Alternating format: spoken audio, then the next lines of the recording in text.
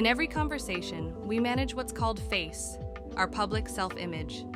Politeness helps protect that image, especially in customer service, where respect and tone can shape the entire experience. Real customer service workers were asked questions about face. Let's see what they have to say. My name is Kirsten, and I have been in the service industry for, 19 years. In order to avoid conflict with somebody, if somebody has misunderstood a simple policy, it almost sounds sarcastic to correct them. You have to say it in a way where you convince them that it's worded strangely and that they're right and that we're the foolish ones. My name is Lucy. I've been in the service industry since I was about 13 or 14, so well over 10 years now. We have a no persons or children under 21 after 6 p.m.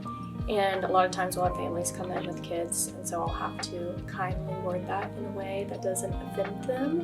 And so yeah, that is something that I definitely have to be careful of. My name is Reef Harrison, and I've been in the service industry for about 4 or 5 years. I think something I always kind of try to avoid is using gender language, because I've had colleagues get in some serious trouble for that before. It's just something I try to watch out for. We asked customers how politeness affects their experience and how it connects to protecting face in everyday service. I think politeness, when it comes to something that went wrong with the experience or the order or anything of that nature, is two-sided, one from the server side and one from the customer side. On the customer side, there's no need to get brash or bold or loud and make a scene. If there's something wrong, there should be a politeness to be, hey, excuse me, I ordered this, but I got this actually. And on the other side, with the server, there's an understanding that the customer is not always right. But at the same token, going, okay, yeah, let me check this out for you. Let me see what I can do. Just having that mutual respect for each other. A recent experience that stood out to me recently, it's actually a positive one, was when I went to Chili's with my friends a couple weeks ago. The waiter was actually really nice, and he was joking around with us, and we were kind of like roasting him. He was roasting us back, and he would change the TV for us, and like always make sure our drinks were filled. So yeah, that was probably a positive experience I had recently. Positive politeness builds connection, using warmth, friendliness, and small talk to make people feel valued. Next, we hear from another service worker about how they use politeness to manage tough moments on the job. The easiest thing is just finding something to compliment, or maybe finding some sort of connection, like if someone's wearing a Stars jersey or something like that. Be like, oh, you're going to the game, I love the hockey games. Or, if you have the same pair of shoes at home or something, like your shoes, just compliments or something easy like that. The biggest strategy that I use to make customers feel welcome is I always ask leading questions about their life, what they're doing today. I always give a compliment because that always makes people immediately feel comfortable with you, like you're a positive energy that they want to engage with. I always do to make sure that customers feel welcome is just introduce myself, name, get to know them, kind of be on a first name basis with them, where I can ask them first name what they need at any point in time, and then just walk around the bar. If, I don't know, they seem fine, just give them a thumbs up, and hopefully they give me one back. Now we turn to the customers, those on the receiving end of service, to hear how they experience and interpret politeness. Just not having a bad attitude, I guess. Just if they don't have a bad attitude, then they're usually fine. I feel welcomed already. Some of the things that service workers do often tend to do, at least with me, boils down to just being polite, just their character, and also the way that they sort of hold themselves despite being on a long hour shift. Just, greeting me with politeness of going, hi, my name is so-and-so, welcome, can't get you started with anything. And, just, it's standard, but also it's appreciated that it's, their own standard. A service worker can do, make me feel welcome, is like small talk, honestly. I don't love it, but it's just, it builds a relationship with me and the person that's serving me, and it kind of doesn't feel like they're doing a job for me. It's kind of like, oh, it's my friend, So that's what I love, small talk. Negative politeness shows respect by giving space. It's about being careful, indirect, and not imposing on others. Let's return to the server's point of view and hear how they navigate politeness while balancing stress and expectations.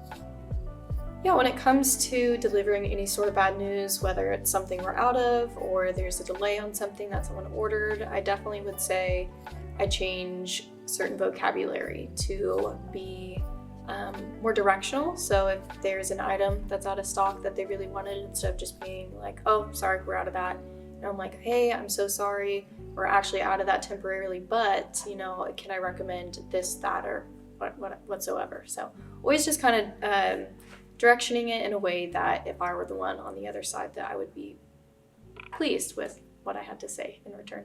Cool. One of the things I always do to soften the message when there is a delay or anything like that is a classic manipulation tactic where I say, oh my God, please don't be mad at me. And when you set that tone, it's hard for people to be mad at you. One that I use sometimes is like, say we're sold out of one thing, and we're sold out of the other thing. I'm like, oh my gosh, I'm sorry, 2 strikes here, I'm killing you. Just like kind of make it a little bit humorous. From the other side of the counter, customers share how politeness, or the lack of it, shapes their experience. Like not being like snarky or something. Like if they're like, oh, just wait 5 more minutes. I'm like, all right, then I don't want to be here anymore. I don't want to pay for this. I definitely think politeness, when it comes to something that went wrong with the experience or the order or anything of that nature, is two-sided. One from the server side and one from the customer side. On the customer side, there's no need to get brash or bold or loud and make a scene. If there's something wrong, there should be a politeness to be, hey, excuse me, I ordered this, but I got this actually. And on the other side, with the server, there's an understanding that the customer is not always right, but at the same token, going, okay, yeah, let me check this out for you, let me see what I can do. Just having that mutual respect for each other. Politeness doesn't look the same for everyone. Culture, age, and power all shape how it's expressed and received. We return to the servers as they reflect on how culture influences their approach to politeness with different customers. Like our side of the service industry, they're usually just expecting to sit down, have everyone be polite to them. They can be rude, ignore whoever's taking care of them, and maybe not have it come across as rude. But I would say that maybe people who haven't seen the Americanized service industry tend to be a little bit more abrasive, for lack of a better word. Where I work specifically, being an Irish pub, we do have a lot of people from out of the country come to visit. And anytime I've served anyone that is of a different nationality, different culture, is just from somewhere else different than the United States. Definitely there's differences when it comes to customer service around the world.